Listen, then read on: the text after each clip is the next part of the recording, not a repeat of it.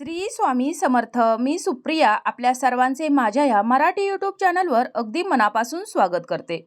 आपल्या हिंदू धर्मात अक्षय तृतीयेला विशेष महत्त्व असून 3.5 मुहूर्तांपैकी एक मुहूर्त अक्षय तृतीया मानला जातो. या दिवशी नवीन कामाची सुरुवात करणं त्याचबरोबर मौल्यवान वस्तू खरेदी करणं शुभ मानलं जातं. तर 10 मे 2024 रोजी आपण अक्षय तृतीया हा सण साजरा करणार आहोत.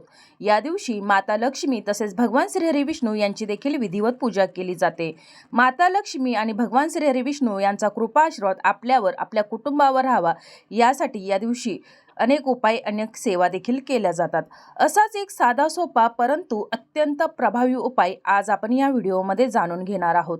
आपल्या कुटुंबावरील सर्व संकट विघ्न दूर होण्यासाठी आपल्या घरामध्ये जी बाधा असेल, विघ्न असतील किंवा आपल्या घरामध्ये जर पैसा टिकत नसेल, दारिद्र्य असेल तर ते दूर होण्यासाठी तसेच लक्ष्मी मातेच्या कृपेने आपल्या मुलांची, पतीची, घराची भरभराट होण्यासाठी आपल्याला हा उपाय या अक्षय तृतीयेच्या शुभ मुहूर्तावर करायचा आहे.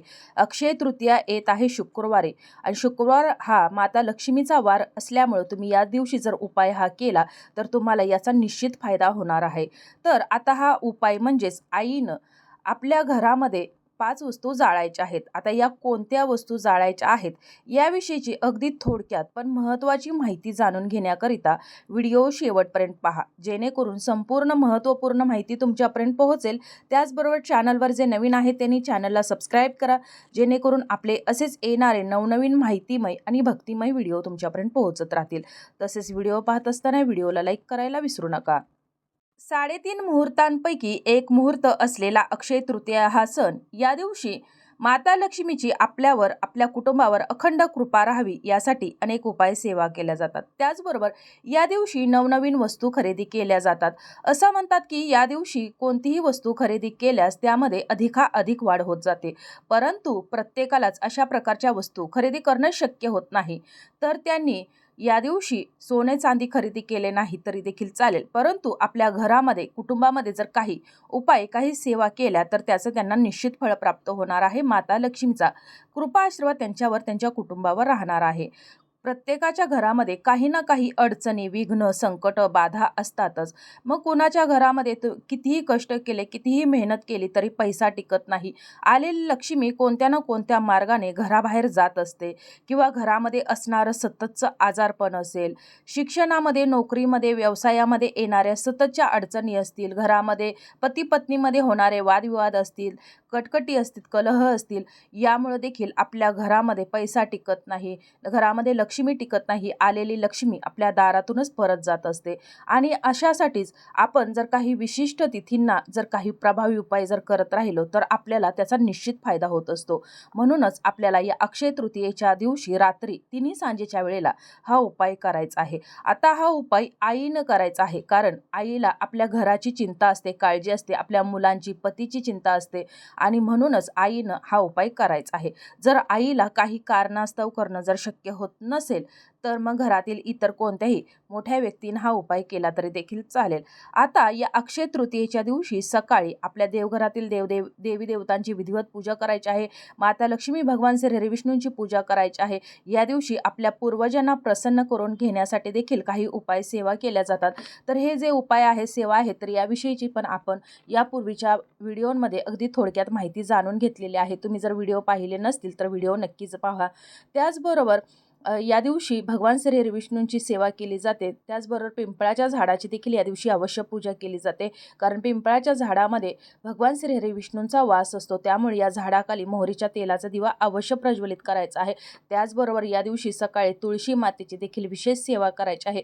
तुळशीला जल अर्पण करत असताना या पाण्यामध्ये अर्धा चमचा गाईचं दूध घालायचं आहे आणि हे दूध कच्चं असावं. तर हे दूध घालून आपल्याला या तुळशी मातेची पूजा करायची आहे. त्याचबरोबर या दुधामध्ये, या पाण्यामध्ये चिमूटभर हळद देखील टाकायची आहे आणि अशा प्रकारे हे पाणी आपल्याला तुळशीला अर्पण करायचं आहे.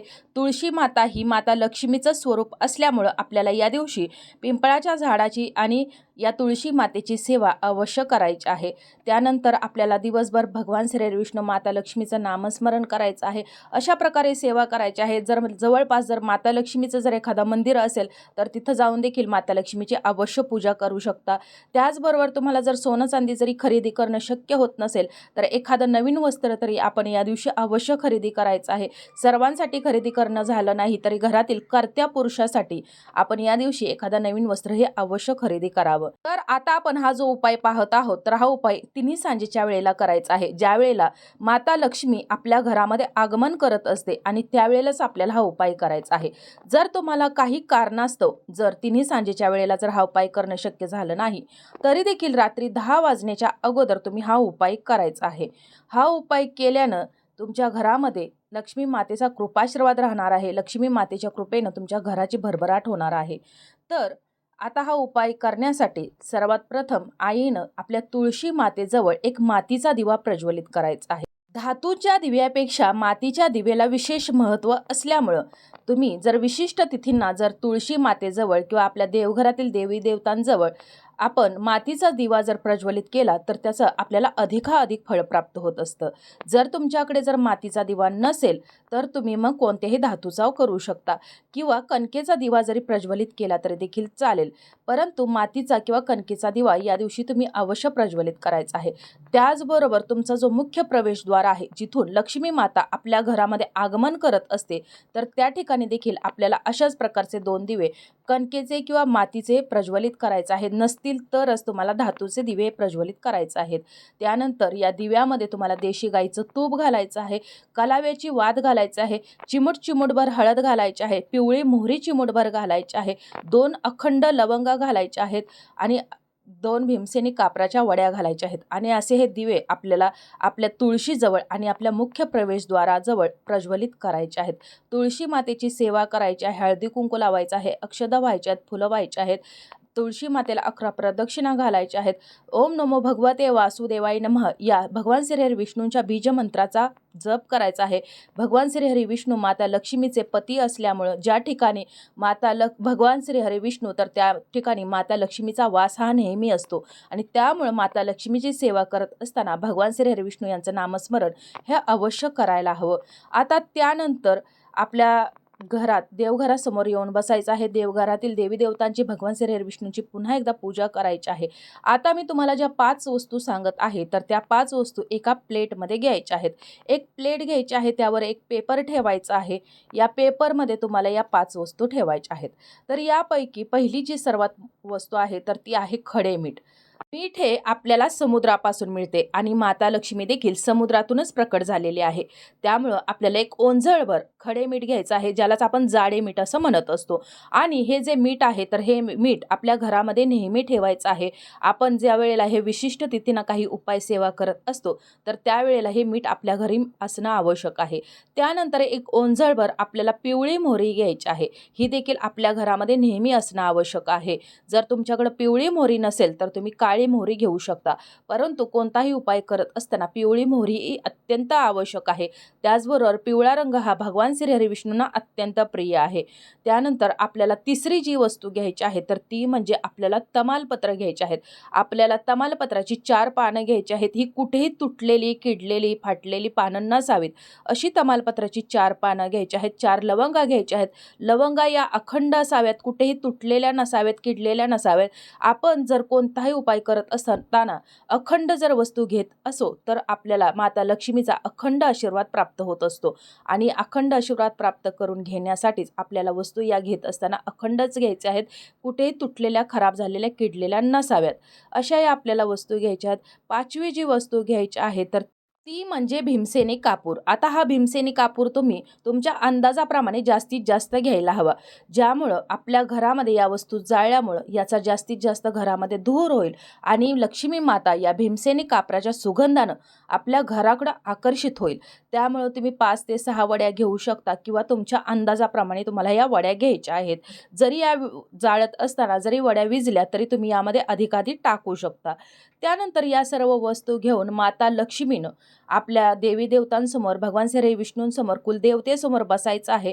आपल्या मनामध्ये जी काही चिंता असेल, काळजी असेल, विघ्न असतील, दारिद्र्य असेल, मुलांच्या पतीच्या शिक्षणामध्ये, नोकरीमध्ये, व्यवसायामध्ये अडचणी येत असतील, घरामध्ये वादविवाद, कलह होत असतील तर ते सर्व दूर करण्यासाठी माता लक्ष्मी, भगवान श्रीहरी विष्णूंना प्रार्थना करायची आहे.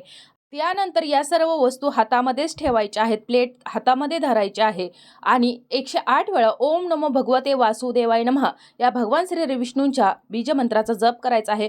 ओम श्री महालक्ष्मी नमः या माता लक्ष्मीच्या बीजमंत्राचा 108 वेळा जप करायचा आहे. या सर्व वस्तू आपल्याला अभिमंत्रित करायच्या आहेत. जर तुम्हाला श्री सुक्तमचं किंवा श्री अष्टकमचं पठण जर करणं होत असेल तर ते करायचं आहे. श्रवण केलं तरी देखील चालेल. तुम्हाला काही शक्य झालं नाही तरी देखील माता लक्ष्मी भगवान श्री विष्णूंच्या नामाचा जप हा अवश्य करायचा आहे. नामस्मरण करायचं आहे आणि त्यानंतर या वस्तू पेटवायच्या आहेत. या वस्तू पेटवल्यानंतर आपल्या सर्व देवघरातील देवावरून, आपल्या इष्टदेवतांवरून, कुलदेवतांवरून, भगवान श्री विष्णूंवर 7 वेळा आपल्याला ओवाळायचं आहे. घड्याळाच्या काट्याप्रमाणे ओवाळत असताना अगदी मनातल्या मनात आपल्याला आपल्या घरावरची विघ्न दूर करण्यासाठी पुन्हा एकदा प्रार्थना करायची आहे. यावेळेला आपल्या घरामध्ये शांतता असायला हवी. घरामध्ये कोणतेही वादविवाद, कलह नसावे. घरामध्ये कोणीही कुणाशी बोलायचं नाही. अगदी शांतपणे हा उपाय करायचा आहे. त्याचबरोबर आपला जो दरवाजा आहे, खिडक्या आहेत, तर ते सर्व उघडे ठेवायचे आहेत आणि त्यानंतर 7 वेळा ओवाळून झाल्यानंतर आपल्या घरातील प्रत्येक व्यक्तीवरून आपल्याला हे 7 वेळा डोक्यापासून ते पायापर्यंत हे ओवाळायचं आहे. हे ओवाळत असताना आपल्या मुलांच्या बाबतीत किंवा पतीच्या बाबतीत कोणतीही जी अडचण असेल तर ती दूर करण्यासाठी माता लक्ष्मी भगवान श्री विष्णूंना प्रार्थना करायची आहे. आपले जे पित्र आहेत, पूर्वज आहेत, त्यांना प्रार्थना करायची आहे आणि असे करत करत घरातील प्रत्येक कुटुंबातील व्यक्तीवरून आपल्याला हे ओवाळायचं आहे. आता हे ओवाळत असताना जर ह्या वस्तू जर विझत असतील तर तुम्हाला सांगितल्याप्रमाणे तुम्ही यामध्ये अधिक भीमसेनी कापराचा वापर करायचा आहे आणि हे विझू न देता आपल्याला संपूर्ण घरातील कुटुंबातील व्यक्तींवरून ओवाळायचं आहे. त्यानंतर पूर्ण घरामध्ये हे फिरवायचं आहे. आपल्या घरामध्ये जी नकारात्मकता पसरलेली असेल, की एखाद्यानं करणी बाधा केली असेल किंवा घरामध्ये असणारं आजारपण असेल, कलह असेल, तर ते दूर होण्यास यामुळे मदत होणार आहे आणि त्यासाठीच संपूर्ण घरातील कान्याकोपऱ्यात आपल्याला हे घेऊन फिरायचं आहे. याचा जास्तीत जास्त घरामध्ये धूर करायचा आहे, जेणेकरून आपल्या घरातील नकारात्मकता या जाळासोबत घराबाहेर निघून जाईल आणि घरात बाहेरची माता लक्ष्मी आपल्या घरामध्ये सुखाने आगमन करेल. आपलं घर हे धनधान्याने भरेल. आपल्या घरातील दारिद्र्य दूर होईल आणि आपल्या मुलांची, पतीची, घराची भरभराट होईल.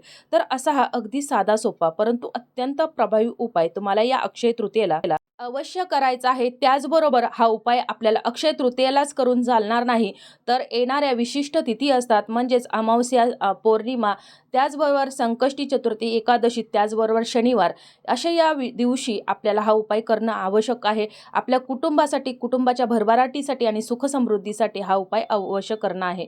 आईनं जर करणं शक्य होत नसेल तर घरातील कोणत्याही कर्त्या व्यक्तीनं हा उपाय अवश्य करायचा आहे. अगदी साधा सोपा परंतु प्रभावी उपाय आहे. तुमच्या कुटुंबावर माता लक्ष्मीचा कृपाशीर्वाद राहणार आहे.